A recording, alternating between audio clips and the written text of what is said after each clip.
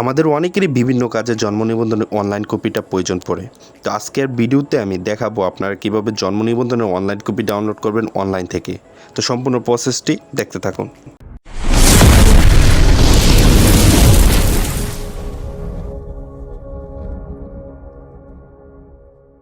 তো জন্ম নিবন্ধনের অনলাইন কপি ডাউনলোড করার জন্য আপনাকে প্রথমে চলে আসতে হবে গুগল ক্রোম ব্রাউজারে। এটা মোবাইল কিংবা পিসি থেকে হোক, যে কোনোভাবেই। তো আপনাকে জন্ম নিবন্ধন নাম্বার দিতে হবে, তারপর ডেট অফ বার্থ দিতে হবে, তারপর ক্যাপচা কোড দিতে হবে।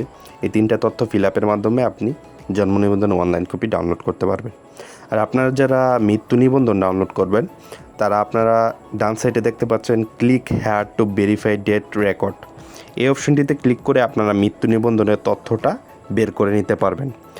তো আমি যেহেতু এখন বার্থ রেজিস্ট্রেশন নাম্বার দিয়ে আমি আমার জন্ম নিবন্ধনের তথ্যটা বের করব, তাই জন্ম নিবন্ধন নাম্বার এবং ডেট অফ বার্থ দিয়ে দিলাম। এখন আমি ক্যাপচা কোডটি বসাবো। 21+1 হচ্ছে 22। তো সার্চ অপশনে ক্লিক করব। সার্চ অপশনে ক্লিক করার সাথে সাথে কিন্তু আমার জন্ম নিবন্ধনের যে অনলাইন কপিটা, সেটা কিন্তু বের হয়ে আসলো।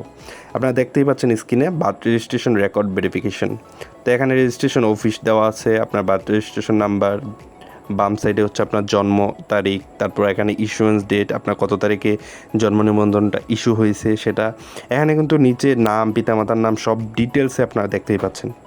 তো আপনারা এটা কিন্তু Ctrl+P-তে প্রেস করে এটা প্রিন্ট করে নিতে পারবেন। তো Ctrl+P-তে প্রেস করে আপনারা এখান থেকে প্রিন্ট বা ডাউনলোড করে নিতে পারবেন। তো আশা করি ভিডিওটি আপনাদের জন্য হেল্পফুল হবে। আপনারা যারা নতুন এই চ্যানেলে, অবশ্যই চ্যানেলটি সাবস্ক্রাইব করে সাথে থাকবেন।